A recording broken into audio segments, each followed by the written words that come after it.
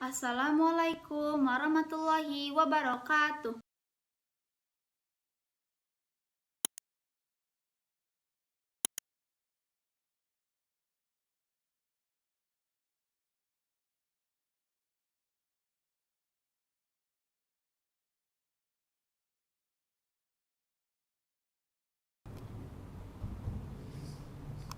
Kita mulai ya. Bismillahirrahmanirrahim.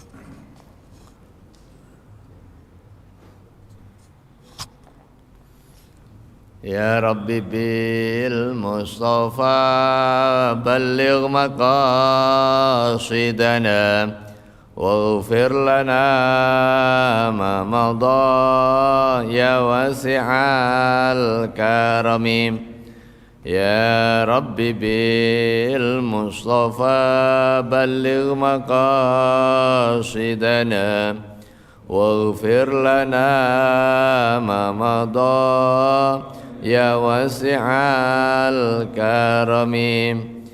Ya Rabbi bil Mustafa balligh maqasidana waghfir lana ma madha ya wasi'al karami. Bismillahirrahmanirrahim. Assalamualaikum warahmatullahi wabarakatuh. Bismillahirrahmanirrahim. Alhamdulillahirabbil alamin. Wassalatu wassalamu ala asyrafil anbiya'i wal mursalin wa ala alihi wa sahbihi ajma'in. Rabbi shrah li sadri wa yassir li amri wa hlul 'uqdatam min lisani yafqahu qawli wa ba'du. Hadratal kiram, jamaah salat subuh rahimakumullah. Alhamdulillah hingga hari ini kita masih diberikan kesehatan oleh Allah Subhanahu wa taala. Marilah kita mulai pengajian rutin di Ahad pagi ini dengan bacaan Ummul Kitab. Seraya kita berdoa pada Allah Subhanahu wa taala, mudah-mudahan kita terus diberikan kesehatan, diberikan keberkahan dalam hidup, diberikan manfaat ilmu, maslahat urusan keseharian kita, keluarga yang sakinah, mawaddah warahmah, lingkungan yang tentrem. Dan kita doakan secara khusus kepada al-hujjaj wal mu'tamirin, khususnya saudara-saudara kita, anak, istri, saudara, tetangga yang sedang menunaikan ibadah haji. Mudah-mudahan Allah Subhanahu wa taala mudahkan seluruh aktivitas manasiknya, sehatkan fisiknya hingga dapat memperoleh haji yang mabrur dan kembali ke lingkungan masing-masing salimina ghanimina. Ala hadhin niyah wa ala kulli niyatin salihah wa ila hadratin nabiyil mustafa sallallahu alaihi wasallam syai'ul lillahi lahumul fatihah. A'udzu billahi minasyaitonir rajim. Bismillahirrahmanirrahim. Alhamdulillahi rabbil alamin. Ar-Rahmanir Rahim. Maliki yaumiddin. Iyyaka na'budu wa iyyaka nasta'in. Ihdinas siratal mustaqim. Siratal ladzina an'amta 'alaihim ghairil maghdubi 'alaihim waladdallin. Amin. Ini sudah masuk tanggal 2 Zulhijjah yang masuk kategori Al-Ashhurul Hurum, bulan yang memperoleh kemuliaan. Ada 4 bulan yang diberikan kemuliaan khusus oleh Allah Subhanahu wa taala. Dengan kemuliaan itu umat Muhammad diberikan kelebihan-kelebihan. Tapi bukan berarti bulan yang lain enggak mulia. Nah, itu yang paling penting. Kadang orang salah memahaminya. Ini memuliakan 4 bulan, memang bulan yang lain enggak mulia, ya. Enggak dikontraskan sama dengan orang mengkhususkan malam Jumat. Ngaji kok khusus malam Jumat gitu. Malam Jumat Sayyidul Ayyam dimuliakan oleh Allah Subhanahu wa taala. Bukan berarti kemudian pengertiannya di luar malam Jumat enggak mulia, tetapi bahwa malam Jumat itu Sayyidul Ayyam, induknya hari-hari. Ketika kita datang malam Jumu'ah, kita tingkatkan aktivitas ibadah, ngaji, yasin, sholat, itu bagian dari pemuliaan terhadap hari yang mulia. Nah, ada bulan yang mulia, salah satunya adalah bulan Dzulhijjah. Kita dianjurkan untuk meningkatkan aktivitas kebaikan. Bukan berarti bulan yang lain boleh aktivitas keburukan. Nah, meningkatkan aktivitas kebaikan, ada banyak aktivitas ibadah yang dianjurkan. Ya, salah satunya itu dengan zikir, tahmid, takbir, terlebih di malam Idul Adha dan ayyamut tasyriq yang mengikuti pelaksanaan sholat fardu. Ini bagian dari sunnah yang muakkadah. Kemudian juga aktivitas sholat sunnah. Kalau biasanya 2 ditingkatkan jadi 4. Kalau biasanya duhanya itu 2 ya jadi ditambahin. Karena ada keistimewaan. Salat, zakat kalau belum terbayarkan pada saat kita memperoleh harta, dibayarkan di bulan Dzulhijjah ini boleh apa enggak? Boleh. Zakat mal, tapi kalau zakat fitrah ya pas sebelum didirikannya sholat Idul Fitri. Zakat mal enggak harus puasa bayarnya, bisa saat kita pembukuan 1 tahun kalau jenis harta yang kepemilikannya 1 tahun.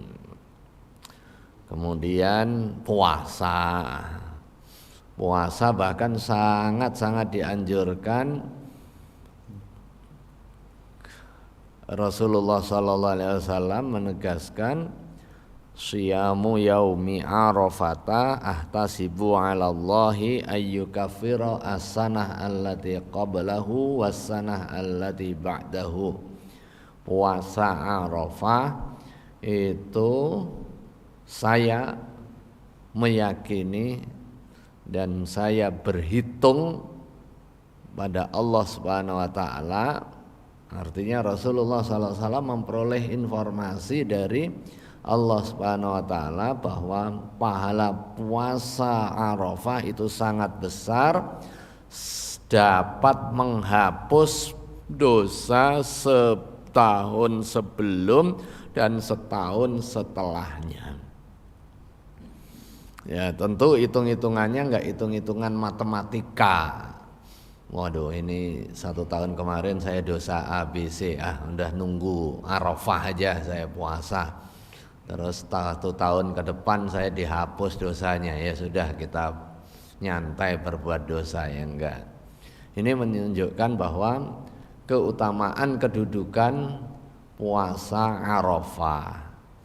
Dan sebelumnya ada puasa Tarwiyah di tanggal 8. Nah, terus tidak jarang orang nanya, ini kan sekarang beda nih antara Saudi dengan kita. Kita ini sama semuanya setelah kemarin dilakukan ru'yatul hilal bil fi'li, karena ketinggian hilal dari Sabang sampai Merauke itu berada di atas ufuk, dan secara visibilitas hilal kemungkinan untuk bisa dilihatnya itu sudah memenuhi kriteria sains untuk bisa dilihat di atas 3 derajat dengan titik elongasi 6,4. Ketinggiannya kemarin sudah di atas 7, sehingga secara saintifik dan juga secara keilmuan, keagamaan itu bisa dilihat. Jadilah ditetapkan sama serentak. Nanti Idul Adhanya juga demikian.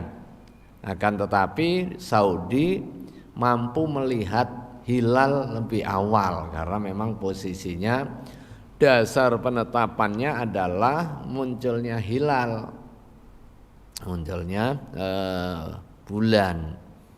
Jadi itu sangat mungkin secara astronomis.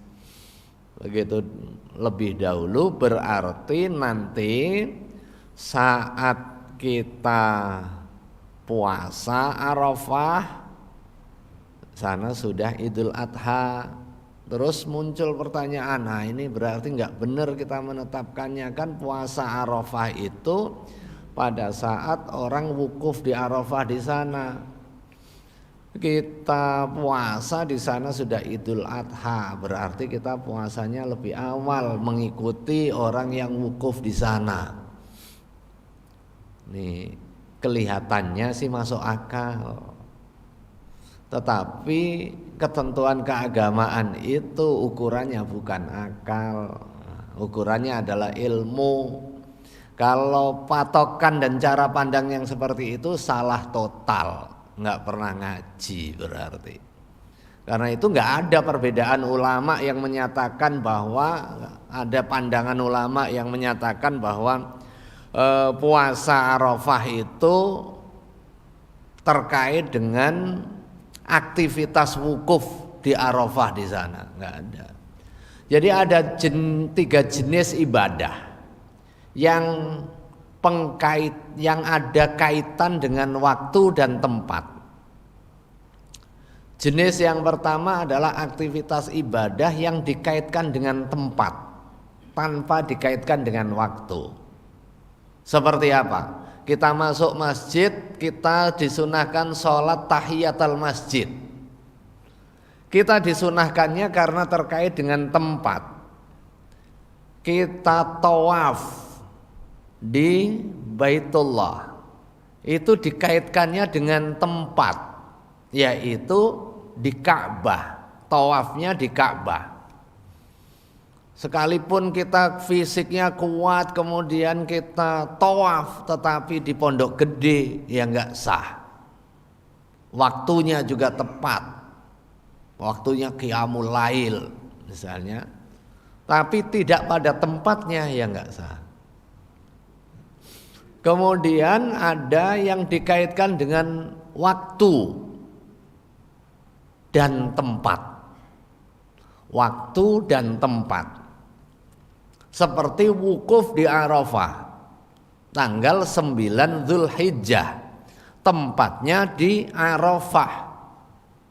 Kalau ada wukuf di Arafah tanggal 8 enggak sah. Tempat Arafah memiliki kemuliaan, doa diijabah, itu terkait dengan tempat dan waktunya. Di luar 9 Dzulhijjah, ya nggak ada orang ziarah di situ kemudian berdoa karena waktu dan tempat yang mustajab itu. Makanya kalau orang umroh ke Arafahnya ngelihat-ngelihat doang. Jadi enggak orang bermalam di situ kemudian berdoa secara khusus, itu diketawain itu kan. Diketawain. Ya karena memang enggak seperti itu sunnahnya. Kalau orang enggak punya ilmu, ya udah ini kan tempat mustajab di mana jamaah haji wukuf di sini. Daripada antri berangkat haji mahal lagi, ya udah kita pas umroh kita di sana berdoa. Enggak, karena itu dikaitkan dengan waktu dan tempat. Waktunya 9 Dzulhijjah, tempatnya di Arafah. Jadi dua-duanya itu sunnah ibadahnya, dikaitkan dengan waktu dan tempat.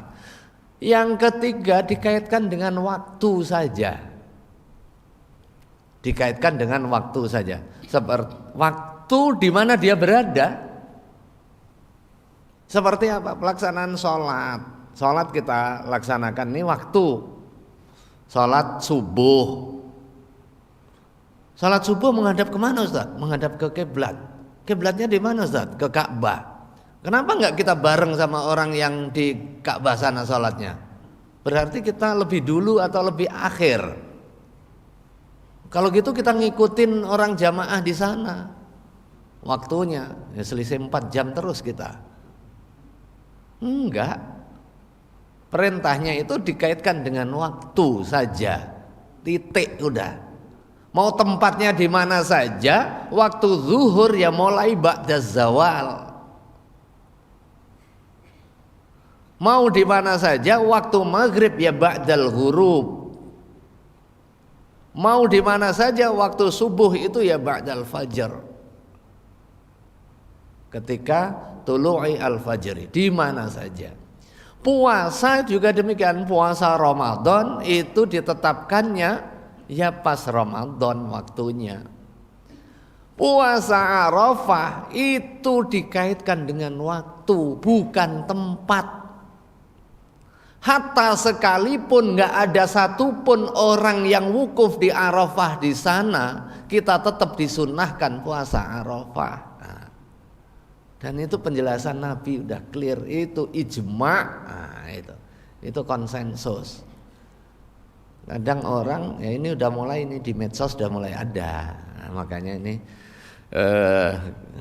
dan kalau jamaah Masjid Al Barokah nggak usah bingung dan nggak akan bingung kan udah ngaji ya, itu. Jadi nggak usah bingung. Jadi puasa itu dikaitkan dengan waktu. Ya, waktunya kapan? Ya tanggal 9 Dzulhijjah, diawali dengan 8 Dzulhijjah, Tarwiyah dan Arafah. Maka kemudian sunnah puasanya dikaitkan dengan tanggal. Sementara untuk yang Idul Adha atau penetapan Dzulhijjah itu konsensus ulama didasarkan kepada apa? Didasarkan kepada matlaknya ahlul balad. Nah itu sebagaimana kita sholat dan sejenisnya. Nah yang berikutnya disunahkan apa lagi? Ya sedekah. Salah satu sedekah yang muqayyadah yang khusus di bulan Dzulhijjah ini adalah al-udhiyah atau kurban. Kurban dianjurkan, anjurannya sunnah muakkadah. Bahkan sebagian fuqaha menyatakan hukumnya wajib. Karena saking diperintahkannya, didasarkan kepada hadis man kana lahu sa'atun walam yudhi fala yaqrabanna musallana. Man barang siapa kana ada lahu bagi man sa'atun keluasan rizki, kelapangan, fala walam yudahi sementara dia tidak berkorban, tidak udhiyah, fala yaqrabanna maka sungguh jangan sekali-kali mendekati musallana, musalla kami. Enggak boleh sholat di Masjid Al Barokah. Enggak boleh sholat. Ya, bagi yang berkelapangan rezeki, ukurannya apa? Ya, enggak mesti harus kaya. Ya, sesuai dengan kemampuan. Korban apa? Korbannya sudah ditentukan.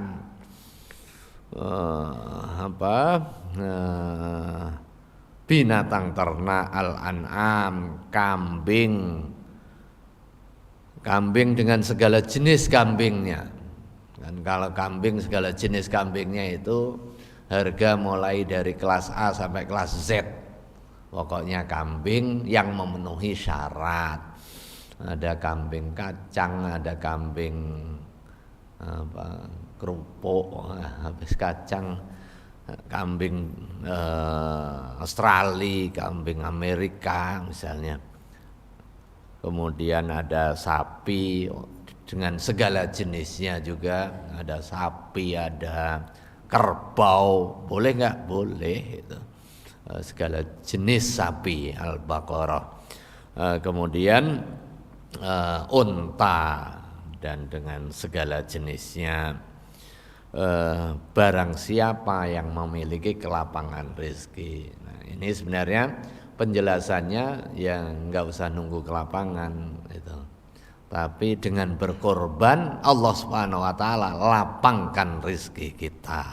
Nah, itu mudah-mudahan kita diberikan kelapangan rezeki sehingga kita dapat berkorban.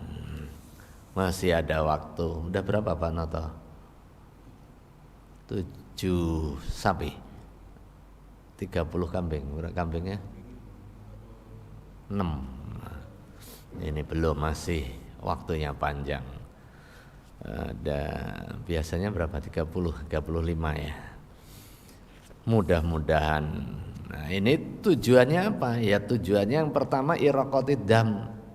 Tujuannya ini adalah karena itu ibadahnya ibadah dogma. Nah, kadang orang mau mendekatinya semua dengan pendekatan rasional terhadap sesuatu yang enggak rasional. Menggunakan pendekatan otak sendiri, padahal enggak semua ketentuan keagamaan itu didekati dengan otak semata. Pendekatannya otak subjektif, padahal tidak semua aturan agama itu bersifat subjektif. Nah, sama. Saya udah cerita belum yang soal salam lintas agama yang ribut itu? Belum ya? Yang kemarin udah kayaknya belum. Iya, kan orang ribut itu. Itu kan urusannya urusan muamalah, urusan mendoakan orang, masa dilarang-larang? Iya, dalam Islam doa itu diatur. Jangankan doa, orang masuk WC aja diatur. Artinya aturan Islam itu syamilun mutakamilun, seluruh sendi kehidupan dari A sampai Z itu diatur. Cuma ada kalanya aturannya rinci, ada aturannya global. Urusan-urusan yang terkait dengan masail ubudiyah, masalah-masalah terkait dengan ibadah mahdhah, itu aturannya rinci dan ada kaidahnya al-aslu fil ibadah at-tahrim. Hukum asal ibadah itu haram. Hatta yadullad dalil ala ibadatihi, sampai ada dalil yang menunjukkan kebolehan. Sementara hal-hal yang terkait dengan muamalah itu hukum asalnya boleh, apa saja mau kreasi silahkan, sampai ada dalil yang melarang. Cuma di dalam aktivitas kita bisa jadi dalam hal urusan ibadah ada dimensi muamalahnya, sementara dalam hal muamalah juga ada dimensi ibadahnya. Nah, ini difahami secara utuh dan proporsional. Terhadap hal yang bersifat muamalah berlaku aturan muamalah, sementara hal yang bersifat ibadah berlaku aturan ibadah. Seperti contoh apa? Urusan sholat ini kan udah jelas ibadah. Kita nggak boleh ngarang-ngarang. Sholat subuh ditambahin rokaatnya, nggak boleh. Sekalipun niatnya ikhlas, yang penting Allah tahu niat saya. Enggak, kan kadang orang begitu, udahlah mau diterima apa enggak oleh Allah Subhanahu wa taala, yang penting niat saya ikhlas, ngapain yang lain ribut. Nah, tugas yang lain itu mengingatkan ketika dia tahu terhadap aktivitas yang salah, diingatkan, kan itu. Kita itu kalau tahu, ya tugasnya mengingatkan orang yang salah. Itu tugasnya memang. Tapi nggak usah mukul, kira-kira begitu. Tugasnya kita mengingatkan sudah. Jangankan kita, Nabiullah Muhammad SAW sebagai dai, sebagai mubaligh, sebagai syari', itu saja yang sudah jelas-jelas Apa yang keluar dari beliau adalah wahyu. In huwa illa wahyu yuha. Itu saja nggak semua langsung nerima. Itu saja nggak semua langsung nerima. Nah, ibadah, sholat tadi, dimensi ubudiyah, tetapi di dalam pelaksanaannya juga ada masalah muamalahnya. Di dalam aktivitas ibadah sholat ada salah satu syaratnya adalah nutup aurat. Nutup auratnya pakai baju. Bajunya ini urusan muamalah. Gimana mau desainnya, pakai kain apa, warna apa, sarung apa, celana. Tetapi dimensi ibadahnya adalah satrul aurah, nutup aurat. Nah, pakaiannya terserah, yang penting suci. Nah, didasarkan kepada apa? Kepatutan. Pakaian ini kalau kita transaksi di pasar nggak mesti harus jual beli kepada muslim saja, enggak, karena itu dimensinya adalah dimensi muamalah. Tetapi kalau dimensi ibadah ada aturan-aturannya, syaratnya harus muslim dan sejenisnya. Jadi jangan sampai atas nama toleransi tadi semua diperlakukan sama tanpa melihat mana dimensi ubudiyah, mana dimensi muamalah.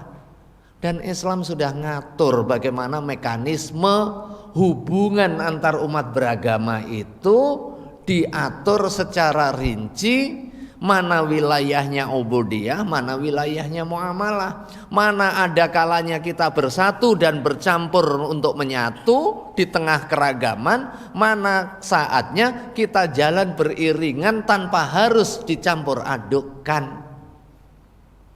Enggak mencampur adukkan itu bukan berarti intoleran. Justru mencampur adukkan itu penistaan, gitu loh.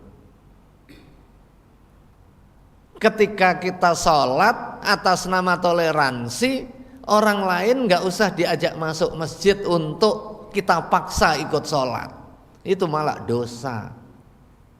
Itu mencampur adukkan. Sebagaimana juga atas nama toleransi kita juga nggak boleh kita ikut misa dan sejenisnya.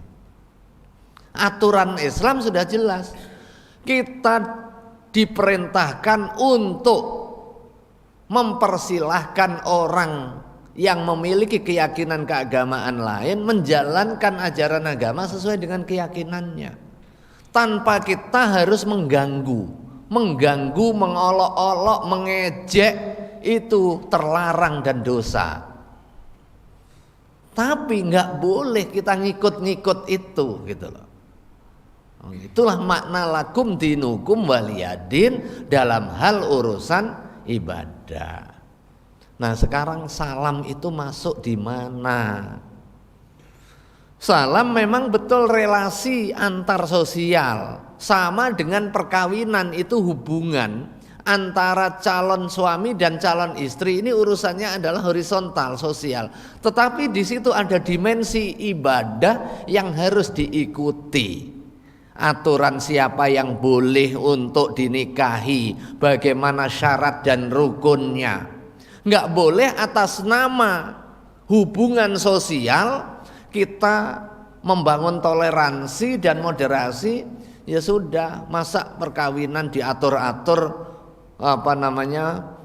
soal sama agama, itu intoleran. Ini yang kebablasan. Aturan agama kita sudah jelas, nggak boleh perkawinan beda agama itu. Apapun itu alasannya, kira-kira begitu posisinya. Salam juga demikian, sekalipun itu urusannya adalah urusan sosial, di dalam Islam salam itu mengandung doa. Ada kalanya salam umum, ada kalanya salam khusus. Kalau salamnya, "Hei Mas Bro, sehat-sehat ya," ya itu salam umum. Tetapi kalau salamnya salam khusus, Assalamualaikum warahmatullahi wabarakatuh, itu adalah salam khusus, punya dimensi doa. Dan doa di dalam Islam hiya mukhul ibadah, Bukan hanya sekedar ibadah, tapi intinya ibadah. Karena di dalam salam assalamualaikum warahmatullahi wabarakatuh itu memang redaksi doa. Assalamualaikum, mudah-mudahan Allah turunkan keselamatan atas kalian, warahmatullahi, dan Allah turunkan rahmatnya, wabarakatuhu, dan keberkahannya. Itu doa. Hukumnya apa? Sunnah, sangat dianjurkan kalau ketemu sesama muslim. Salamnya sunnah, jawabnya wajib. Nah, kan ini udah terkait dengan hukum syar'i. Hukum syar'i. Nggak usah dicampur-campur. Apalagi kita atas nama toleransi, kita ngikut salam orang yang juga khas doa agama lain. Ya udah, nggak usah campur-campur, kan gitu aja. Itu ada dimensi ubudiyah. Tanpa harus kemudian kita membuat keterpisahan dalam hal urusan muamalahnya. Kalau urusan muamalahnya dasarnya bukan lakum dinukum waliyadin, tetapi dasarnya adalah ta'awun, kerjasama. Transaksi jual beli itu yang penting adalah ada unsur kerelaan, unsur kebersamaan, unsur saling menguntungkan, tidak ada tipu daya. Itu dasarnya. Nilai-nilai yang bersifat universal. Nah, itu yang harus dipahami. Jadi ada proporsionalitas. Jangan sampai kemudian atas nama toleransi, atas nama moderasi, kemudian dicampur adukkan. Akhirnya nanti bukan hanya soal salamnya, nanti doa. Ya udahlah bareng-bareng, ayo ini kan Tuhan yang sama. Kita mengakui ketuhanan, bedanya saya Allah Subhanahu wa taala, kamu ini, kamu ini. Tujuannya adalah kebaikan. Itu nanti ujungnya adalah relativisme agama, dan itu tidak dibenarkan.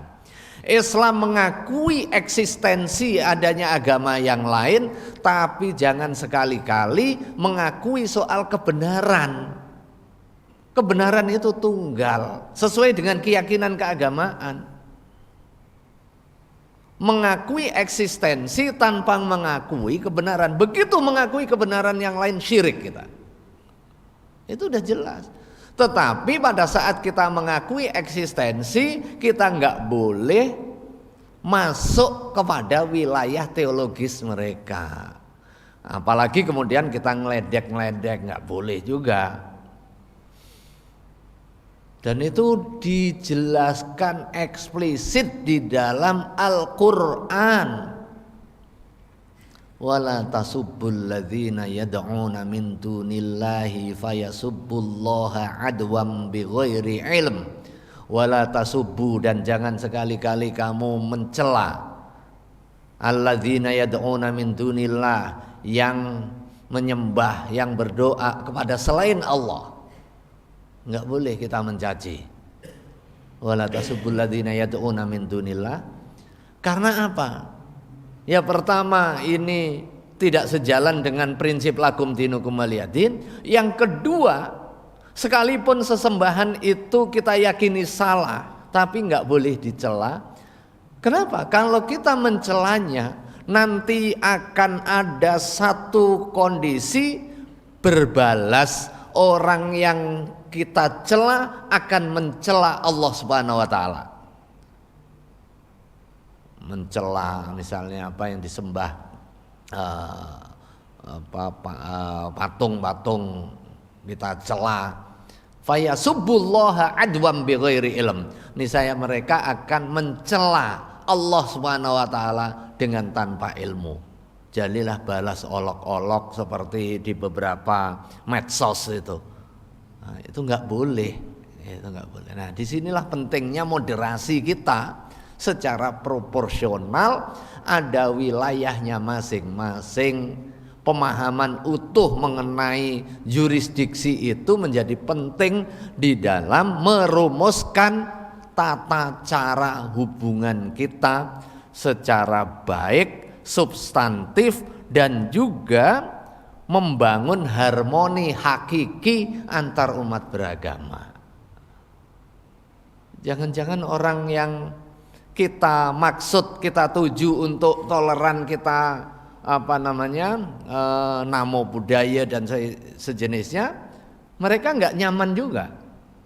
Sebagaimana kita orang Muslim menjawab salamnya orang non-Muslim. Orang non-Muslim itu nggak diwajibkan, dan kalau orang salam justru kita nggak jawab, kan gitu.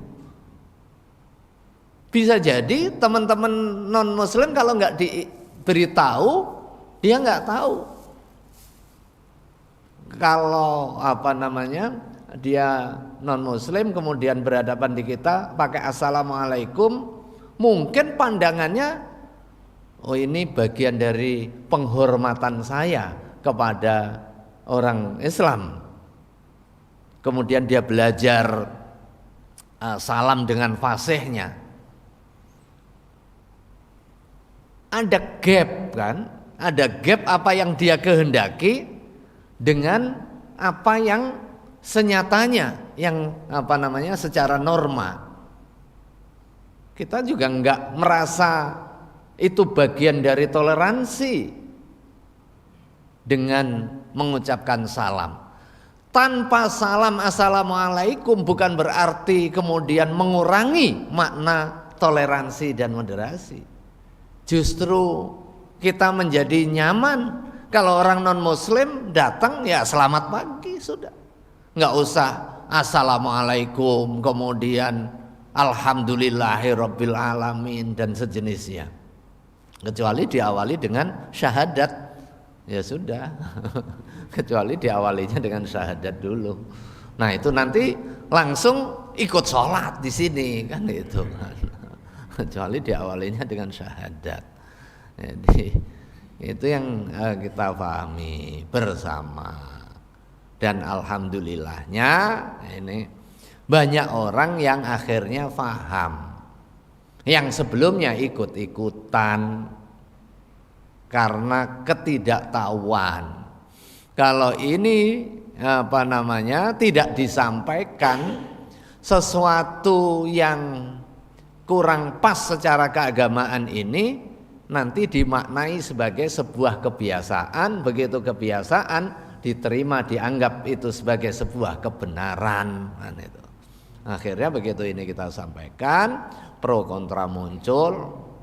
Ini sepanjang seminggu wajah saya terus ini ada kalanya dibuat baik, ada kalanya dibuat buruk gitu kan. Ada kalanya komentarnya baik, komentarnya buruk. Telepon dari sana sini, ada apresiasi, ada mempertanyakan dan lain sebagainya. Mungkin ini forum juga kesempatan untuk memberikan penjelasan. Nah, dan alhamdulillahnya nih kabar baiknya ya banyak orang kemudian memedomani dari yang sebelumnya salamnya panjang, udah nggak efisien kan. Misalnya suruh laporan panitia, waktunya berapa? 2 menit. Ini untuk salamnya ada setengah menit, semenit sendiri. Belum lagi nggak fasih kemudian diketawain, terus diulang-ulang lagi, panjang lagi urusannya itu. Dan alhamdulillah nih kemarin lusa ini maraton nih, rapat kerja sama menteri sama DPR, rapat dengar pendapat bahas anggaran. Alhamdulillah baik yang muslim maupun non muslim ya menyesuaikan, entah karena ada saya atau karena kesadaran, tapi rata-rata sudah menyesuaikan. Nah, itu ya alhamdulillah. Intinya kita ingatkan ya, jangan sampai nanti ini jadi pintu masuk, setelah itu doa lintas agama, semua berdoa. Jangan cuma satu agama dong, kita ini kan beragam. Kemudian doa itu udah minimal 2 menit kali 6, berapa itu udah Di samping juga tentu itu tidak sejalan dengan prinsip-prinsip keagamaan, karena itu adalah wilayah-wilayah yang bersifat ubudiyah ya, bersifat ubudiyah. Akhirnya nanti bisa jadi pintu masuk tadi yang seperti yang saya sampaikan, setelah dari salam kemudian doa, nanti udah nggak perlu bangun masjid, nggak perlu bangun gereja, satu bangunan saja untuk kepentingan ibadah bersama, dan itu sangat mungkin, dan itu sudah terjadi. Kadang kan mungkin di kita aneh awalnya, kalau itu didiamkan terjadi di beberapa fasilitas publik, ada tempat bersama ya. Kalau di hotel mungkin masih memungkinkan ada aulanya, gedung pertemuannya, Jumat dipakai Jumatan, Minggu dibuat mingguan dan lain sebagainya. Tapi kalau itu dibiarkan terus, nanti satu bangunan didedikasikan udah khusus semuanya. Di beberapa kampus di Indonesia sudah ada. Di fasilitas-fasilitas publik, kalau di luar negara-negara sekular itu ya belum lama saya ke Korea kemarin misalnya. Ya kalau kabar baiknya ya alhamdulillah masih disediakan ya. Tapi kalau ini terus diteruskan, akhirnya itu tadi relativisme dan juga nihilisme, mengakui Tuhan tanpa agama formal. Nah ini kan trennya seperti itu. Jadi kayak di Amerika itu yang paling besar bukan Kristiani gitu, yang paling besar kan agnostik, orang ngaku yakin adanya Tuhan, nggak mau agamanya. Jadi believing the God without religion. Jadi beriman kepada Tuhan, tapi nggak mau ajaran agama formal. Karena itulah kayak di Australia itu udah banyak gereja dijual itu. Gereja dijual. Nggak hanya di Australia, di Amerika. Saya belum lama ya ke Amerika, diminta untuk melihat masjidnya Pak Erick Thohir. Dia beli gereja, posisinya bagus di perempatan Jalan Tama. Mungkin kalau di sini kayak di mana itu ya, yang pas posisi kayak di Kampung Melayu, itulah posisi. Dan di LA, di Los Angeles, bagus ya, bentuknya masih agak kayak gereja begitu. Itu ya karena buah dari situ cara pandang nihilisme. Sekarang orang ya di samping aspek ketaatannya berkurang ya, pergi ke gerejanya berkurang. Nah kalau di sana umumnya kayak di Australia juga itu izinnya adalah izin tempat ibadah gitu. Makanya nggak boleh susah untuk mendirikan. Ya udah beli aja yang ada itu. Kan tetap aja tempat ibadah izinnya. Jadi dari gereja ke masjid gitu. Jadi nggak perlu lagi ngurus tempat izin ibadah, tempat ibadah, karena memang izinnya adalah tempat ibadah. Kita lanjut. Faslun fil wasiyah. Kemarin kita sudah menuntaskan bab waris. Ini karena nggak ngaji khusus waris, kitab ini juga menjelaskan soal pembagian umumnya saja. Faslun fil wasiyati, bab soal wasiat. Jadi setelah warisan wasiat. Wa tajuzu, dan boleh al wasiyatu wasiat bil maklumi, dengan sesuatu yang sudah diketahui, wal majhuli, dan yang belum diketahui, wal maujudi, sesuatu yang ada, wal ma'dumi, dan sesuatu yang belum ada. Misalnya apa? Wasiat nanti kalau ternak ini bertambah, nanti anak-anaknya ternak itu pokoknya buat masjid ya. Ini wasiat bapak ini gitu. Maka wasiat itu harus ditunaikan, sekalipun kan belum ada. Atau orang yang punya asuransi kematian misalnya ya, diasuransikan pada suatu waktu nanti ini saat hidup ini belum dapat klaim, setelah itu diwasiatkan nanti kalau dapat klaim asuransi separuhnya buat ibumu pergi haji misalnya, separuhnya buat pesantrennya kiai itu yang ngaji tiap Ahad di Masjid Al Barokah gitu. Itu wajib ditunaikan, sekalipun kan belum muncul nih klaimnya kan, tapi begitu nanti muncul klaim wajib ditunaikan. Makanya boleh wasiat terhadap sesuatu yang sudah wujud atau yang belum wujud, yang diketahui atau yang belum diketahui. Beda kalau jual beli. Kalau jual beli kan nggak boleh terhadap objek yang belum ada, atau jual beli yang ada tapi nggak diketahui. Ada ikan di kolam, nggak boleh kita, kecuali jual kolamnya, di dalamnya ada ikannya. Nah itu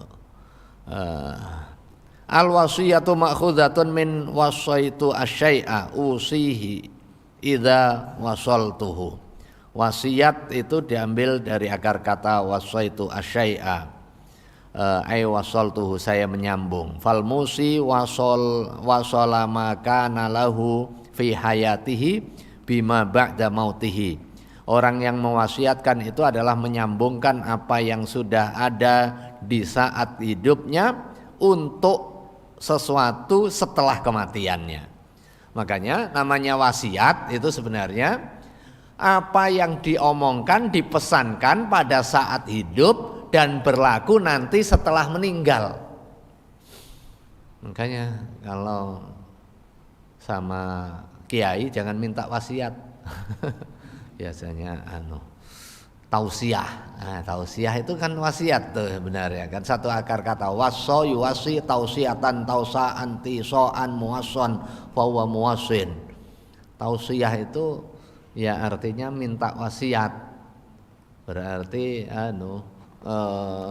implementasinya nanti setelah mati. Jadi ya bahasa, tapi bahasanya perlu juga diluruskan, bukan tausiah ya.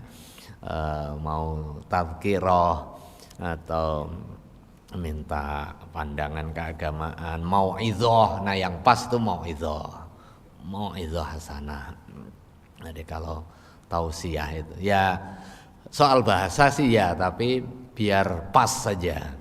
Kalau wasiat itu adalah pesan seseorang terhadap terkait dengan sesuatu yang terimplementasinya setelah meninggal. Jadi wasiatnya nanti anak-anakku yang rukun itu bapak punya sawah, itu digunakan bareng-bareng. Nah, pada saat wafat, pada saat masih hidup itu masih mutlak punya bapaknya, kan itu.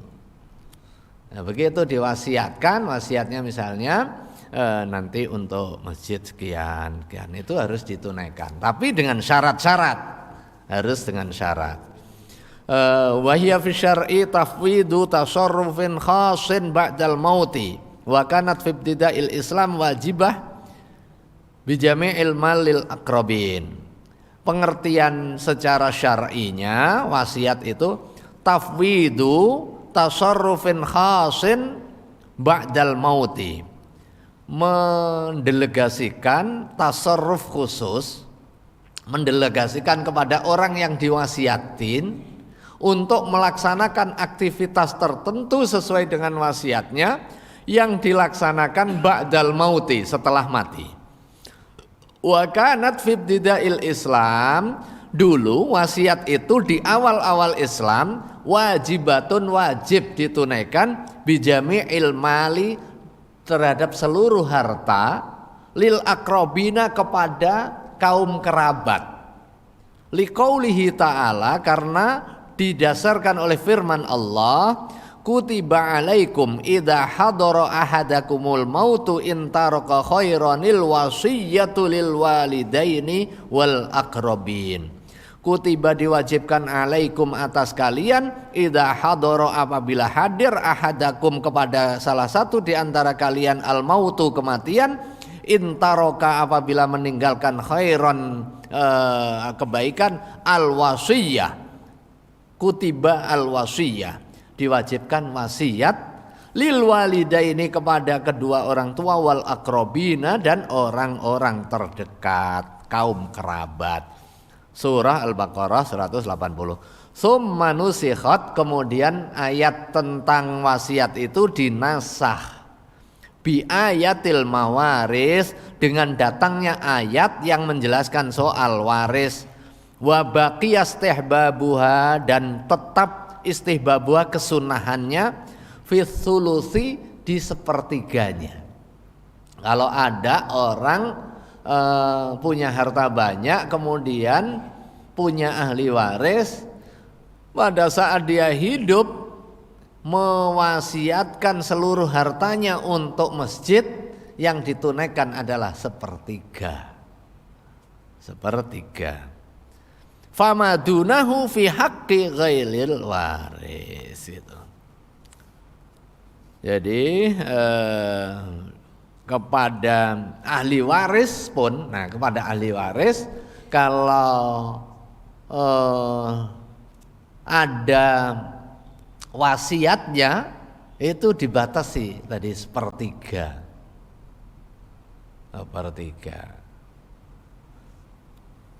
Kalau sebelum wasiat orangnya masih seger buger, punya harta banyak, punya ahli waris, kemudian harta secara keseluruhannya dihibahkan atau disodakohkan atau diwakafkan, seluruh hartanya, boleh nggak itu? Boleh. Karena orang yang hidup punya hak mutlakut tasarruf terhadap harta dia. Misalnya orang presdir, kemudian punya perusahaan, dia punya owner perusahaan dengan nilai triliunan misalnya. Terus dia punya kewajiban ngidupin anaknya, istrinya. Sampai suatu waktu anaknya, istrinya sudah mentas semua, sudah enggak punya kewajiban tanggungan nafkah misalnya, istrinya meninggal misalnya. Terus kan ada ahli waris, anak kan tetap ahli waris nih. Dia wakafkan seluruh kekayaannya kecuali rumah dan kebutuhan pokoknya. Boleh nggak itu? Boleh. Anaknya nggak boleh protes. Karena apa? Karena itu punya bapaknya, bukan punya anaknya. Akhirnya beda halnya kalau dia posisinya sakit, sakitnya maradul maut, sakitnya udah diduga kuat nih nggak akan lama meninggal. Nah, kalau yang seperti ini nggak boleh, karena di dalamnya ada dugaan nih bakal menghilangkan hak ahli waris nih.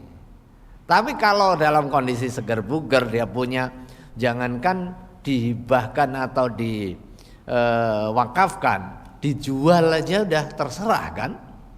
Sama itu, mau dijual, mau dihibahkan, mau disewakan, mau diwakafkan, itu sudah mutlaqut tasarruf si pemilik harta. Nah, kalau wasiat itu terikat. Karena apa? Karena implementasinya nanti setelah meninggal dan pasti beririsan dengan haknya ahli waris gitu. Kalau orang lagi seger buger nggak terkait dengan haknya ahli waris, karena belum ada tanda-tanda mewariskan itu, sekalipun dia sebagai ahli waris. Jangan-jangan yang mati duluan dia. Nah, kan itu. Teriak-teriak marah ini kan nanti potensi harta saya sebagai ahli waris. Iya, kalau kamu hidup lebih lama, kalau kamu mati duluan, yang ada juga harta kamu diambil ayahmu. Karena ayahmu yang jadi ahli warisnya. Karena ketentuan kewarisan itu syaratnya adalah hidupnya pewaris belakangan daripada orang yang mewariskan. Dia mati lebih dulu. Kan hubungannya kan saling mewarisi nih, anak dan ayah. Siapa ahli warisnya, siapa yang mewariskan? Ya belum tentu, belum tahu. Sampai ketahuan yang meninggal. Yang meninggal itulah yang mewariskan dan yang hidup yang mewarisi gitu. Jadi jangan mentang-mentang anak kemudian merasa akan mewarisi harta orang tua, belum tentu. Karena bisa jadi dia yang diwarisi atau bisa jadi dia tercegah. Nah, tercegah. Ada mawani'ul irsi. Qala Rasulullah sallallahu alaihi wasallam ma haqqum ri'in muslimin lahu syai'un yusi fihi yabitu lailataini illa wa wasiyatuhu maktubatun inda ra'sihi. Rawahu asy-syaikhan. Ma haqqum ri'in, tidaklah kewajiban seseorang muslimin yang muslim lahu syai'un, baginya sesuatu yusi fihi yang ia wasiatkan kepadanya, yabitu lailataini, menginap 2 malam, illa wa wasiyatu maktubatun inda ra'si, kecuali wasiatnya itu ditulis. Ya. Jadi wasiatnya itu rawahu asy-syaikhan. Wa fi lafzi Muslim, dan di dalam redaksi Muslim, yabitu salasa layalin. Jadi yang tadi 2 malam, ini 3 malam. Wa ajma'al muslimuna ala istihbabiha, dan ada konsensus ijma' di kalangan umat Islam atas sunnahnya wasiat. Naam as-shadaqatu fi halil hayati afdal lil ahadits al-masyhurah.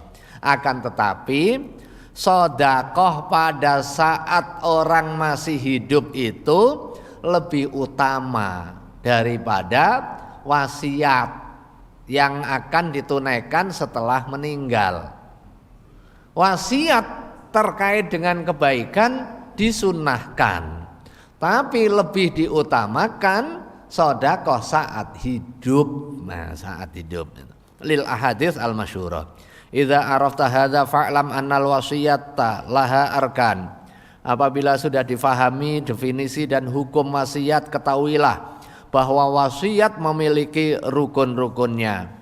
Ahaduha, yang pertama, al-musi bihi, orang yang mewasiatkan dengannya. Wa yushtaratu fihi kaunuhu ghairu maksiyah.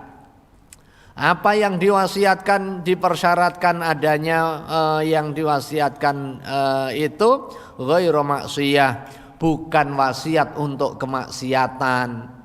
Tapi kalau wasiatnya mubah, bangun rumah bersama keluarga, harus ditunaikan. Apalagi wasiatnya adalah wasiat untuk kebaikan akhirat. Nah, seperti tadi itu wasiatnya ini dikembangkan dan hasil pengembangannya untuk membiayai sekolahnya warga BDN misalnya. Itu sudah, itu wasiat yang harus ditunaikan. Falau awsa bi bina'i kanisah li ta'abbud au kataba at-taurah wa al-haqqa al-mawardi bidzalika kataba an-nujum wal falsafah. Seandainya fa inna muharramah, seandainya wasiat nanti bangunin gereja untuk orang non muslim ke gereja, nggak boleh. Itu berarti memfasilitasi orang untuk melakukan aktivitas yang tidak sesuai dengan keyakinan keagamaan kita. Au kataba at-taurah, atau memperbanyak kitab Taurat untuk nyetak Taurat misalnya itu. Wa al-haqqa al-mawardi bidzalika kataba an-nujum wal falsafah, atau ngajarin ilmu peramalan misalnya, ilmu peramalan nggak boleh. Ilmu nujum, ilmu soal perbintangan itu ada dua jenis, yang satu astronomi, yang satu astrologi. Kalau astronomi boleh, tapi astrologi itu nggak boleh. Itu ngeramal, berdasarkan pergerakan bintang ini nanti kamu jangan usaha, nanti sial kamu. Nah, itu namanya astrologi, nggak boleh. Itu ilmu kesialan, nggak boleh. Wa alhaqa al-qadhi Husain bidzalika kitabatul ghazal fa inna muharramah wa wajhu adam as-sihha annal wasiyah syuri'at ijtilabanil hasanat. Kenapa? Karena wasiat itu disyariatkan untuk memperoleh kebaikan, wastidrakan limafat. Wa dzalika yunafi al-maqsud. Jika wasiat untuk keburukan itu bertentangan dengan apa yang ditujukan dari wasiat. Falau ausa bimalin liyusarrih bihi fil kanas is in kusida ta'zimuha lam yujuz wa in kusida ad-daw ala man ya'wi ilaiha sahab kadza qalahu jama'a wa qad dzakarna fi naziri fil waqaf annahu la yajuz qala Ibnu Rif'ah. Dan ini sejalan juga dengan akad wakaf. Misalnya wakaf harta nanti untuk memakmurkan orang yang nongkrong di situ biar bisa judinya tenang, misalnya itu, atau memfasilitasi nanti uang disediain minuman keras di situ sekalian buat jaga, jaga kan ada kemaslahatannya, tapi kalau difasilitasi dengan mabuk-mabukan, nah itu nggak boleh itu. Kan kadang tujuannya bagus biar melekan gitu. Melekan, ronda, jaga keamanan, tapi caranya nggak bagus. Jadi tujuan bagus saja nggak cukup. Sama dengan tadi salam lintas agama, tujuan bagus saja nggak cukup. Harus dengan cara yang baik dan benar. Kemudian far'on aus wahia minats sulus. Jadi tadi itu wasiat itu sepertiga. Fa in zada, apabila lebih. Jadi wasiat kepada ahli waris ya. Fa in zada, apabila lebih, wuqifa ala ijazatil warathah, tergantung atas kebolehan ahli waris. Wala tajuzul wasiyatu lil warithi illa an yujizaha baqil warathah. Wala tajuzu, dan enggak boleh al wasiyah, wasiat lil warisi kepada ahli waris illa kecuali an yujizaha baqil warathati, kecuali dibolehkan oleh ahli waris yang lain, karena ahli waris sudah dapat bagian kewarisan.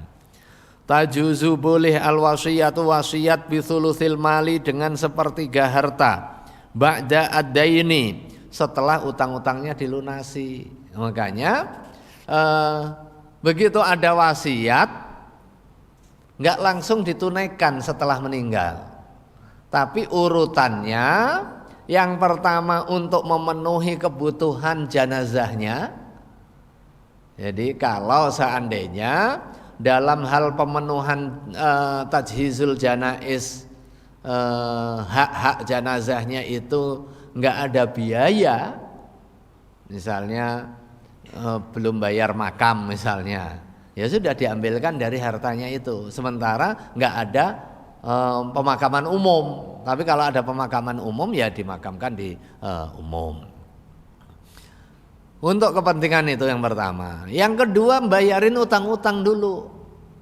Jangan wasiat dulu, bayarin utang-utang dulu, tanggungan-tanggungan, baik tanggungan kepada sesama maupun tanggungan kepada Allah. Tanggungan kepada Allahnya misalnya dia belum zakat, dikeluarkan dulu zakatnya. Dia punya nazar untuk pergi haji misalnya, itu utang itu. Atau punya nazar yang sudah diketahui semua, nazar anaknya wisuda nyembelih kambing, keluarin dulu untuk beli kambing disembelih. Itu nazar menjadi wajib pas anaknya wisuda tapi belum ditunaikan. Baru masuk wasiat. baru masuk waris. Ini ahli warisnya jangan langsung berebut, harus 3 hal ini dikeluarkan dan juga dipastikan ditunaikan dulu. Tajuzul wasiyah bi thuluthil mal ba'da ad-dain. Li'anna al-Bara' bin Maghrur radhiyallahu anhu awsa lin-nabi bi thuluthi malihi faqabbalahu an-nabi wa raddahu ala warasatihi wa sawa'un kanal musi aliman bi qadri malihi au jahilan. Nah, tajuzul wasiyah, boleh wasiat bi thuluthil mal dengan sepertiga harta ba'dad daini setelah utang. Li'anal Bara' ibni Maghrur, karena ada salah satu sahabat namanya Bara' bin Maghrur radhiyallahu anhu ausolin nabi, wasiat untuk Nabiullah Muhammad SAW bi thuluthi malihi dengan sepertiga harta yang dimiliki oleh Bara'. Faqabalahu an-nabi, kemudian Rasulullah SAW menerima, waraddahu ala warasatihi, dan kemudian mengembalikan kepada ahli warisnya, disampaikan. Wasawaun kanal musi aliman, ada kalanya orang yang wasiat itu tahu biqadri malihi dengan jumlah hartanya, au jahilan atau enggak tahu. Yang penting ngomong saya wasiatkan sepertiga, dia enggak ngerti berapa banyak hartanya, angka definitifnya, itu sah sudah. Sepertiga dari mana? Ya dari total harta. Nanti belakangan dihitung berarti. Au jahilan atau enggak ngerti. Kan mungkin juga. Nih, kayak Pak Jaka misalnya kekayaannya berapa. Pokoknya saya wasiat sepertiga untuk masjid misalnya. Sepertiga nih. Berapa total hartanya? Saya belum tahu berapa. Ya sah tapi udah. Enggak harus nunggu berapanya. Nah, syukur-syukur udah tahu harta kita 100 miliar misalnya, nah, sepertiga berarti 333,333. Nah itu udah, itu berarti nanti yang akan menjadi hak objek wasiatnya. Fa in zada ala thuluth kama idza, apabila fa in zada ala thuluth, apabila lebih sepertiga, kama idza awsa binisfi malihi fal tasihul wasiyah wajhani qila la tasih li annahu alaihi salatu wasalam naha Sa'ad aniz zaid. Apabila ada seseorang mewasiatkan lebih dari sepertiga, misalnya idza awsa binisfi malihi, mewasiatkan setengah dari harta, apakah sah? Wajhani, ada 2 wajah. Qila la tasih, ada yang menyatakan tidak sah. Li'annahu alaihi salatu wassalam, karena Rasulullah sallallahu alaihi wasallam naha Sa'ad aniz zaid, melarang sahabat Sa'ad untuk lebih dari sepertiga. Wan nahyu yaqtadi al fasad. Sementara hukum umum, kaidah umumnya, larangan itu menuntut adanya kerusakan. Jadi enggak sah. Wasahih, tapi pandangan yang lebih sahih di kalangan mazhab fikih, sah, as-sihah itu sah. Wa yuqafu ala ijazatil warasah, tapi tergantung nanti izin dari ahli waris. Fa in ajazu sahat fi zaid wa illa batalat, apabila ahli warisnya mengizinkan ya sah, kalau enggak ya batal. Wa wajhu sihah annaha wasiyah sodafat milkahu. Nah ini yang saya sampaikan tadi. Karena apa? Karena pada hakikatnya wasiat itu kan terhadap harta yang dia miliki. Maka annahu sodafat milkahu, dia mentasarrufkan terhadap apa yang dimiliki secara mutlak.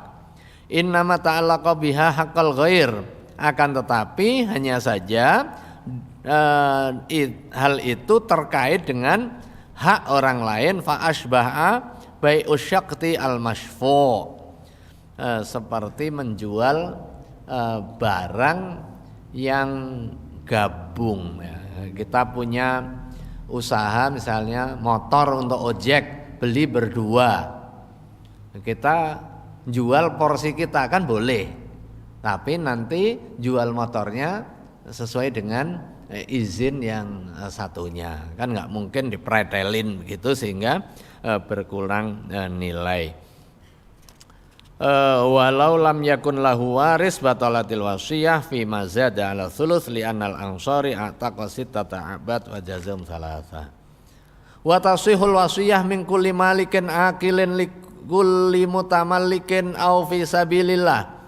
Wa tasihu dan sah al wasiyatu wasiat min kulli malikin dari setiap orang yang memiliki. Jadi jangan sampai wasiat terhadap harta yang enggak dia miliki, enggak boleh.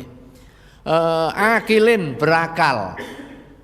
Jadi kalau orang wasiat tapi dia setengah, nggak full otaknya, safih ya, ini nggak sah.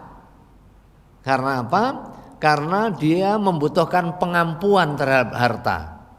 Bisa aja dia nggak berpikir secara utuh terkait dengan apa yang dilakukan. Jadi wasiat itu sah dari setiap orang yang memiliki harta. Jadi dia memiliki otoritas, kemudian dia berakal. Likulli mutamallikin, kepada siapa? Kepada setiap orang yang bisa memiliki. Au fi sabilillah, atau di jalan Allah Subhanahu wa taala. Berarti nanti bergeser kepada wakaf nanti. Wasiatnya baik bisa untuk dimiliki oleh seseorang atau badan hukum, bisa juga hanya untuk kepentingan fisabilillah. Nah ini bedanya lam dengan fa. Yang satu likulli mutamallikin, yang satu fisabilillah. Sama dengan asnaf zakat ya. Asnaf zakat itu ada yang menggunakan lam itu menunjukkan kepemilikan. Jadi lil fuqara wal masakin. Jadi zakat itu untuk siapa? Lil fuqara, untuk kepemilikan. Tetapi ada fi sabilillah, di jalan Allah Subhanahu wa taala, itu tidak untuk kepemilikan, tetapi bisa untuk kepentingan kemaslahatan. Kepentingannya kepentingan kemaslahatan publik. Dibangun madrasah, dibangun jembatan. Misalnya fisabilillah karena butuh tasarruf untuk kepentingan kemaslahatan umum. Kemudian untuk bantu perang fisabilillah misalnya, itu tidak untuk milik satu-satu, tetapi untuk misalnya beli mesiu, kemudian untuk kepentingan penerbangannya dan sejenisnya. Jadi di sini wasiat juga untuk likulli mutamallikin, kepada setiap orang untuk dimiliki, au fi sabilillah. Wallahu a'lam bishawab. Ada pertanyaan? 1 2. Monggo, silakan. Waalaikumsalam.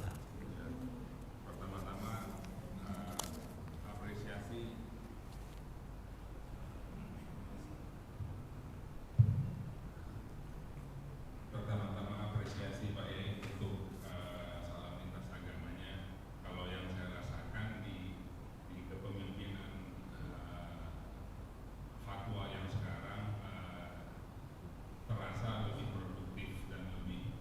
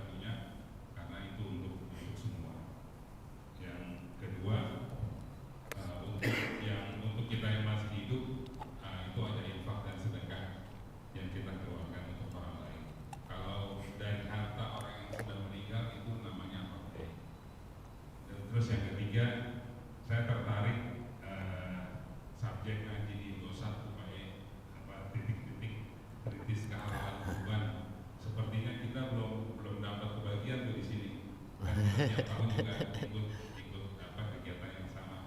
Apakah kesempatan akhir minggu depan ataukah apa? Sejauh ini saya lihat kayaknya kita perlu banget deh tausiah itu. Baik. Assalamualaikum warahmatullahi wabarakatuh. Waalaikumsalam. Ya, saya jawab dulu aja ya. Ya, yang pertama yang salam tadi ada salam keagamaan yang bersifat khusus, khas. Di luar itu kalau salam-salam umum yang difahami sebagai bentuk relasi sosial nggak ada larangan, karena hukum dasarnya boleh gitu. Misalnya sampurasun, selamat pagi, salam pramuka, salam sehat, salam sejahtera untuk kita semuanya. Itu kan umum sebenarnya, sekalipun kadang dinisbatkan misalnya ini salam Kristiani, tapi itu secara Kristiani juga tidak khusus gitu. Tidak khusus, sehingga itu difahami sebagai salam umum saja, sebagaimana selamat pagi, kemudian misalnya salam sehat untuk kita semuanya, ada salam bahagia misalnya. Salam bahagia bisa ini menjadi identitas khusus kelompok tertentu mungkin, tetapi itu tidak terkait dengan doa agama tertentu yang bersifat khusus.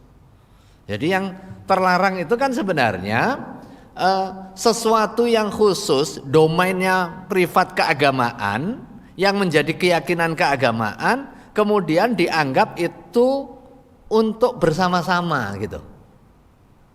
Kalau sesuatu yang memang bisa digunakan secara bersama-sama ya nggak masalah gitu. Tapi kalau itu adalah wilayahnya adalah wilayah eksklusif keagamaan, ya jangan ditarik-tarik untuk keluar gitu. Kayak wilayah sholat, puasa itu kan eksklusif. Nah ini yang perlu kita pahami, bahwa tidak semua aturan agama itu inklusif gitu. Nah kadang kita jaga harus inklusivitas, keterbukaan, kebersamaan, iya di dalam relasi sosialnya. Tetapi urusan dogma ini kan eksklusif. Berlakulah lakum dinukum waliyadin. Kayak rel kereta aja, nggak mesti harus ditabrakin ketemu untuk membangun harmoni itu.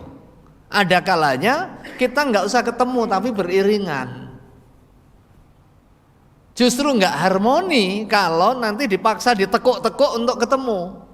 Yang ada nanti kecelakaan. Nah ya kan, yang ada kecelakaan.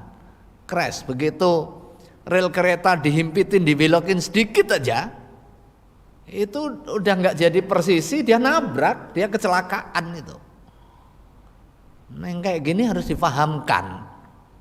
Ada wilayah harmoni, ada wilayah yang bisa beririsan, ibarat lingkaran itu. Ada kalanya lingkarannya masing-masing, ada kalanya lingkarannya bareng, ada kalanya lingkarannya berarsiran ketemu. Nah sedapat mungkin dalam urusan sosial kita menyatu ini. Jadi bertetangga. Jangan sampai kemudian atas nama hubungan harmonis kita diundang, urusan makan-makan kan urusan sosial juga. Tetapi ada dimensi ubudiyahnya yang harus kita pegangin. Makanan harus halal. Kalau kita dikirimin orang atau ngirimin, ya yang cocok, yang universal. Begitu dia makan masak daging anjing, yang nggak usah dikirimin ke kita, kira-kira begitu. Karena kita memiliki keyakinan keagamaan itu terlarang. Jangan sampai kalau cara pandang tadi yang serba boleh atas nama toleransi, saling saling mendoakan, saling menghormati, nanti bisa jadi dalam suatu waktu dalam prakteknya kita diundang, udahlah atas nama toleransi nggak enak nanti. Kalau kita tanya, kita pilih-pilih, udah apa yang dia makan kita makan, nggak boleh. Karena apa? Karena kita terikat oleh aturan juga. Ada juga orang yang nggak mau mengikatkan diri, ya ada. Bukan berarti kemudian orang yang masih tetap mempertahankan menu halal dan nggak mau makan haram itu kemudian wah itu intoleran.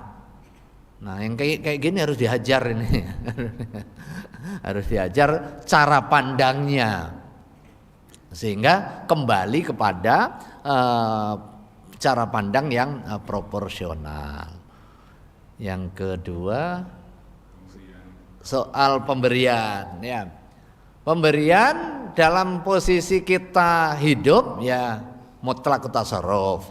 Pada saat meninggal pakai hartanya, kalau harta yang dimiliki oleh orang meninggal itu sudah putus. Kewajibannya tadi itu yang pertama adalah untuk tajhizul janaiz, yang kedua menunaikan kewajiban-kewajiban dulu, yang ketiga adalah wasiat, yang keempat dibagi kepada ahli waris. Nah begitu ahli waris bagi, kan udah menjadi uangnya atau kekayaannya ahli waris nih. Kemudian ahli waris misalnya sedekah untuk orang meninggal. Nah itu boleh nggak? Ya boleh. Itu bagian dari amal kebaikan kita. Amal kebaikan kita untuk kepentingan jenazah. Seperti amal kebaikan kita bacain Fatihah, kita ngaji Quran, kita doakan, kan sama. Ini doa ini adalah kebaikan. Kebaikan dari siapa? Kebaikan dari pendoa kan? Kita bermohon kepada Allah untuk siapa? Untuk mayit kan itu. Ada kalanya doa, ada kalanya yang bersifat material, sedekah tadi. Ada kalanya kita sholat mendekatkan diri kepada Allah untuk kepentingan nanti doanya diijabah.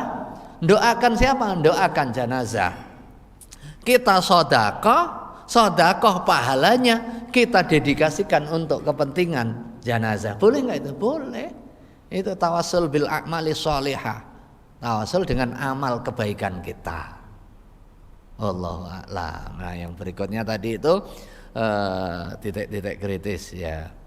Boleh bisa. Ya prinsipnya sih ketentuan soal fiqhuz dzabihah terus kita internalisir mana yang harus, mana yang sunnah, mana yang terkait dengan etis, jadi ujungnya adalah animal welfare, pri kehewanan.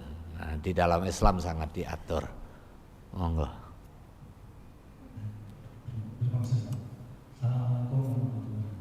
Waalaikumsalam.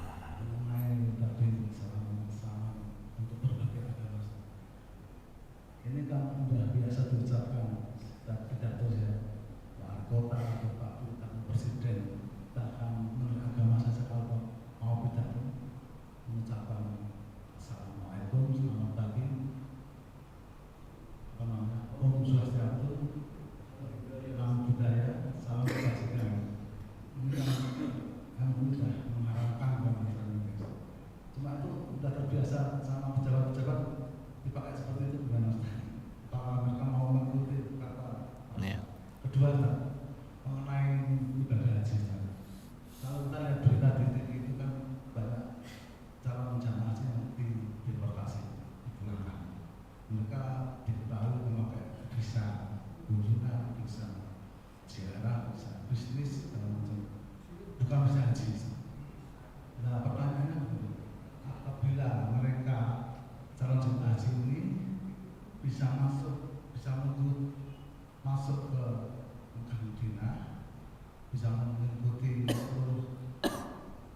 seluruh rangkaian ibadah haji, ritualnya seperti ke wukuf,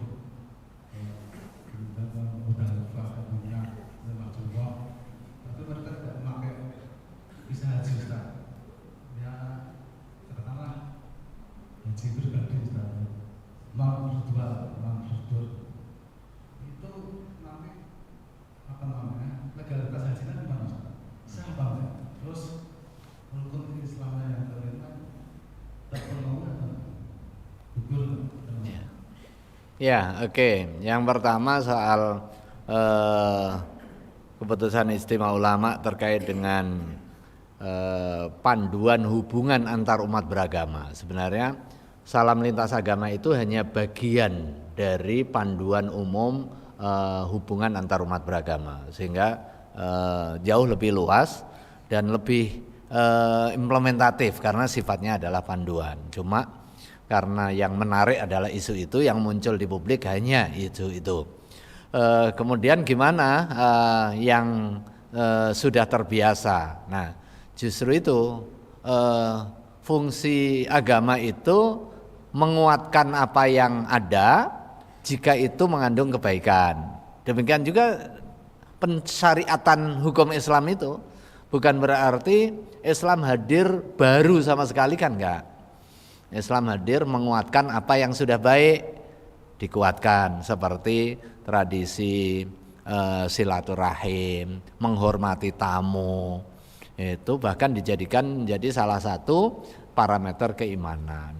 Kemudian yang berikutnya adalah memperbaiki apa yang menjadi tradisi di tengah masyarakat, mengingatkan apa yang lupa. Nah, sama tradisi pernikahan baik prinsipnya tetapi diperbaiki. Kalau sebelumnya pernikahan itu enggak ada pembatasan, Islam memberikan pembatasan. Kemudian dijelaskan siapa-siapa yang boleh dinikahi, siapa yang tidak boleh dinikahi. Kewarisan juga demikian. Fatwa ini menegaskan aturan sesuai dengan keagamaan, sekaligus juga mengoreksi apa yang sudah terjadi. Jangan sampai itu dinilai sebagai sebuah kebiasaan yang nanti diterima secara lambat laun sebagai sebuah kebenaran dan kebaikan. Ini kan baru saja, tradisi ini kan baru. Mulai zaman mana? Nah, CNN bikin penelusuran. Ini mulai kapan, siapa-siapa dan bagaimana sejarahnya. Dari presiden ke presiden. Ada risetnya di CNN. Saya di tag, awalnya foto saya, kemudian mulai kapan sih?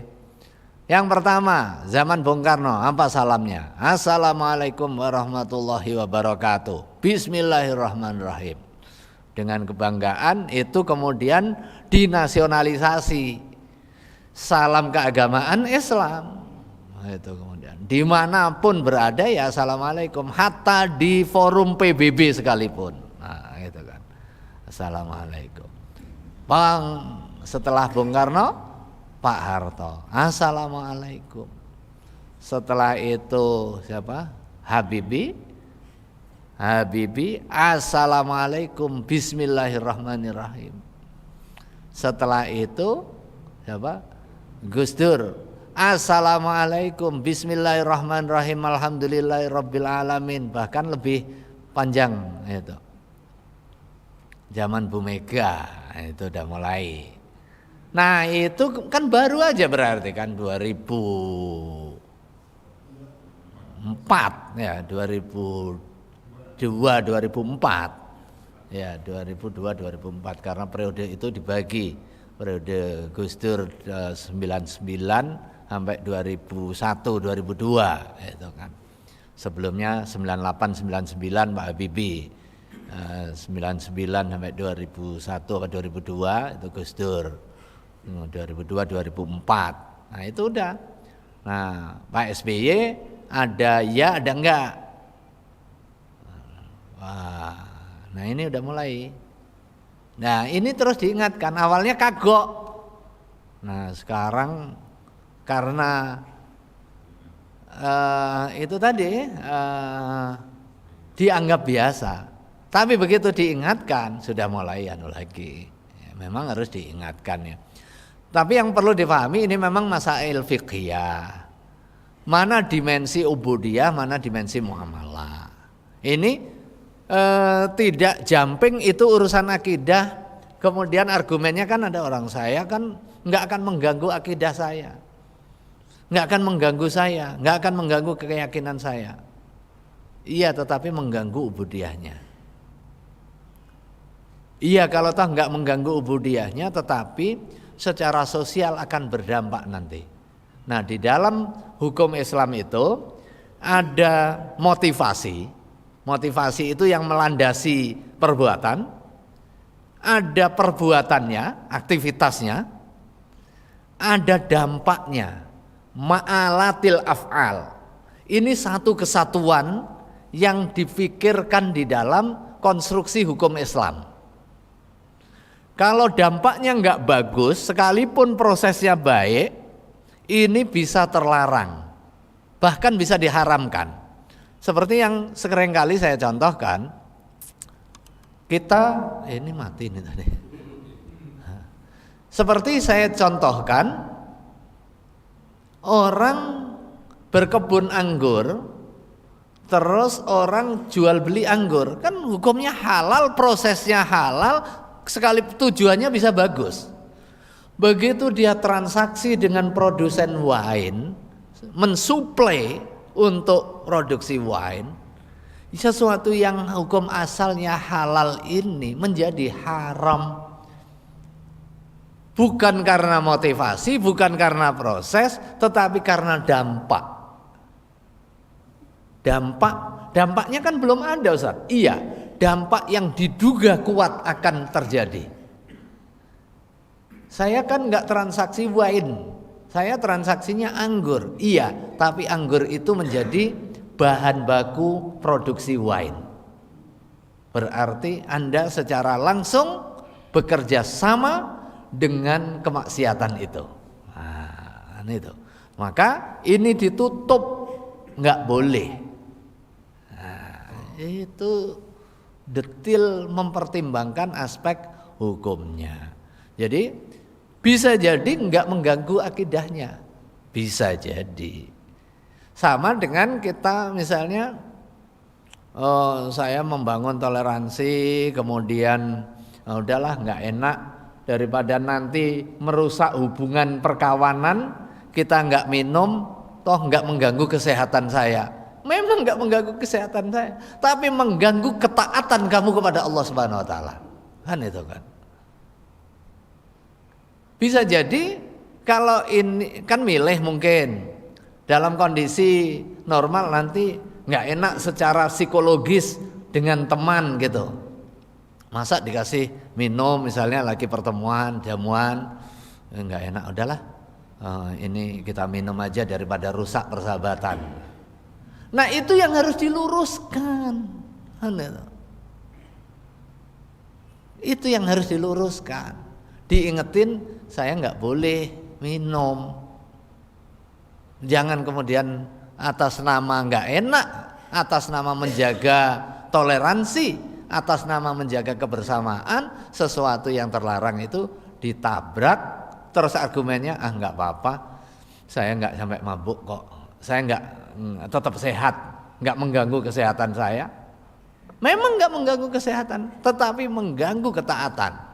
Yang tadi itu mungkin nggak mengganggu akidah, keyakinan kepada Allah Subhanahu Wa Taala, tetapi mengganggu dari sisi aspek ubudiyah. Kalau toh nggak mengganggu aspek ubudiyah, mengganggu dalam ma'alatil af'al nanti. Ini sejengkal demi sejengkal akan muncul kelonggaran di dalam urusan ubudiyahnya. Bahwa kemudian ada orang yang menyalam memiliki pandangan itu murni urusan muamalah sehingga masuk di dalam aturan muamalah, ya monggo itu soal pandangan keagamaan. Tetapi rasionalisasi di dalam konteks kajian teks keagamaan yang kita lihat, dan juga bagaimana aktivitas baginda Rasulullah SAW terkait dengan soal salam ini menunjukkan bahwa salam bukan hanya sekedar urusan muamalah semata, tetapi ada dimensi ubudiyahnya. Ketika berhadapan dengan orang non-muslim, memang Nabi salam, tetapi salamnya tidak Assalamualaikum warahmatullahi wabarakatuh, tetapi Assalamu ala manittaba'al huda. Apa artinya itu? Tidak salam selamat kepada kalian, tetapi salam selamat kepada siapapun yang akan mengikuti petunjuk. Diumumkan, tidak menunjuk kepada orang per orang, tidak menunjuk bahwa Rasulullah pernah bersalam kepada orang non muslim, tapi diajarin caranya. Nah, ini yang perlu dipahami. Jangan sampai oh iya Nabi pernah bersalam, mengucapkan salam. Iya pernah, tapi diatur caranya. Dan Nabi nggak pernah itu namo buddhaya, nggak pernah. Nggak pernah Om Swastiastu juga nggak pernah. Jadi kalau itu sebagai salam yang khusus dari agama yang lain. Nah itu yang perlu dipahami. Yang kedua apa tadi? Oh ya, haji ya. Jadi ada dua hal. Hal yang pertama adalah soal syarat rukun haji. Karena haji itu adalah ibadah seperti kita sholat itu adalah ibadah. Ada syarat dan rukunnya yang harus terpenuhi. Begitu syarat rukun terpenuhi dia sah. Begitu sah gugur kewajiban. Syarat rukunnya nggak ada visa-visanya. Tetapi visa adalah bagian dari kewajiban kita yang harus kita ikuti untuk masuk ke sana guna kepentingan haji sesuai dengan yang diatur oleh otoritas. Kita wajib mengikutinya, sebagaimana kita juga wajib mengikuti di sini misalnya ada antrian, kemudian ke sana naik pesawat bayar gitu. Tapi ada naik pesawat nggak bayar, sembunyi, bisa aja nyampe sana, tapi kan dosa itu kan. Tapi begitu nyampe sana kemudian bisa menjalankan manasik haji sesuai dengan rukun dan syaratnya, sah hajinya. Tapi dia dosa. Sebagaimana dia pergi ke sananya dari ngerampok. Visanya legal, tapi uangnya yang nggak legal. Nyampe sana haji, syarat rukun terpenuhi, sah dia, tapi dia dosa ngerampok gitu kan. Sama dosa dia melalui pintu yang tidak dibenarkan. Sama pas sholat dengan khusyuk, syarat rukun terpenuhi, tapi pakaian boleh ngambil punya orang, nyuri pakaian yang dia pakai, sarungnya ngutil di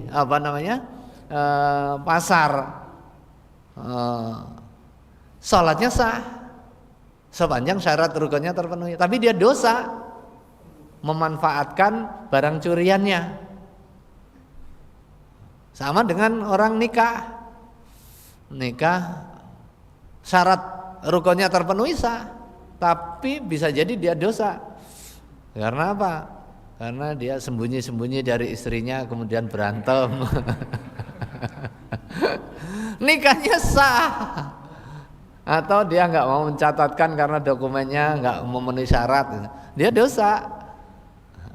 Nah gitu anunya, pemahamannya biar ada proporsi. Lagi-lagi ini bab soal proporsionalitas.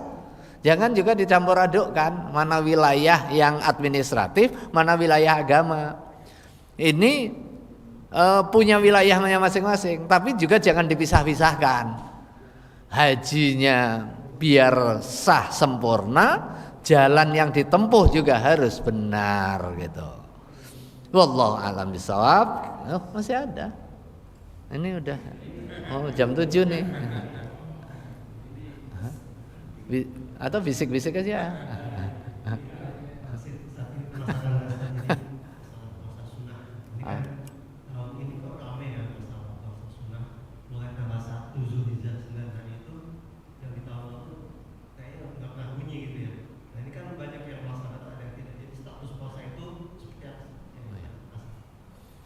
Ya, terima kasih. Disunahkan untuk memperbanyak ibadah di 10 walayalin asyar, terutama 10 awal bulan Dzulhijjah. Kemudian ibadah puasanya apa? Yang pasti yang sunnah muakkadah itu adalah tarwiyah Arafah. Kemudian kalau tahu ada Senin, Kamis itu juga sangat dianjurkan karena berbarengan dengan perintah dalil puasa Senin Kamis kebetulan di bulan Dzulhijjah yang ada pemuliaan dan juga kekhususan yang disampaikan oleh baginda Rasulullah Shallallahu Alaihi Wasallam. Kemudian kalau ketika kita mampu secara fisik kita puasa misalnya Daud di awal disunahkan nggak? Disunahkan juga. Kalau mau puasa terus boleh nggak? Ya boleh aja, asal nggak ngebleng. Puasa selama 10 hari nggak makan nggak minum, atau puasa 24 jam, itu nggak ada aturannya. Puasa kita sekalipun bulan memiliki kemuliaan ada aturannya. Aturannya min tulu'il fajri ila ghurubi syamsi takhiru as-sahur wa ta'jilu al-iftar, mengakhirkan sahur, menyegerakan iftar. Soal apakah disunahkan sunnah muakkadah mulai tanggal 1 sampai 9 itu enggak ada keterangan secara khusus, tetapi keterangan umumnya adalah soal kemuliaan harinya. Dengan cara apa kita memuliakannya? Dengan cara taqarrub ilallah. Kita memperbanyak zikir, memperbanyak istighfar, memperbanyak sedekah, memperbanyak puasa dan kurban. Nah, kurban juga waktunya ya disembelihnya nanti, belinya boleh sekarang, boleh enggak saya belinya udah tahun kemarin, ya boleh aja kalau beli. Intinya nanti penyembelihannya di tanggal 10, 11, 12, 13 Dzulhijjah. Beli di tanggal 13 boleh enggak? Ya boleh. Wallahu alam. Ini yang soal puasa begitu intinya. Boleh enggak puasa? Ya boleh aja. Sunnah enggak? Sunnah. Namanya puasa sunnah. Apalagi yang masih punya qadha Ramadan, boleh qadha Ramadan di bulan Dzulhijjah ini. Wallahu a'lam bishawab. Kita akhiri Al-Fatihah. A'udzubillahi minasyaitonir rajim. Bismillahirrahmanirrahim. Alhamdulillahirabbil alamin. Ar-Rahmanir-Rahim. Maliki yaumiddin. Iyyaka na'budu wa iyyaka nasta'in. Ihdinas siratal mustaqim. صراط الذين أنعمت عليهم غير المغضوب عليهم ولا الضالين آمين. استغفر الله العظيم استغفر الله العظيم استغفر الله العظيم. اللهم صل على سيدنا محمد حمدا يفي نعمه وكفي مزيده يا ربنا. لك الحمد كما ينبغي لجلال وجهك الكريم وعظيم سلطانك. اللهم اغفر لنا ولوالدينا وارحمهما كما ربيانا صغارا. اللهم انفعنا بما علمتنا وعلمنا ما ينفعنا. اللهم سهل لنا أمورنا في ديننا ودنيانا. اللهم أرنا الحق حقا وارزقنا اتباعه وأرنا الباطل باطلا وارزقنا اجتنابه. اللهم إنا نسألك خير هذا اليوم وخير ما فيه وخير أهلها وإنا نعوذ بك من شر هذا اليوم وشر ما فيه وشر أهلها. اللهم إنا نسألك رضاك والجنة ونعوذ بك من سخطك والنار. اللهم يا الله إنا نسألك حجا مبرورا وسعيا مشكورا وذنبا مغفورا وتجارة لن تبور. يا عليم ما في الصدور أخرجنا من الظلمات إلى النور. اللهم ارددنا إلى بيتك المحرم لأداء فريضة الحج وزيارة قبر نبيك محمد صلى الله عليه وسلم كرات بعد مرات. ربنا آتنا في الدنيا حسنة وفي الآخرة حسنة وقنا عذاب النار. سبحان ربك رب العزة عما يصفون وسلام على المرسلين والحمد لله رب العالمين والعفو منكم والسلام عليكم ورحمة الله وبركاته. صلى الله على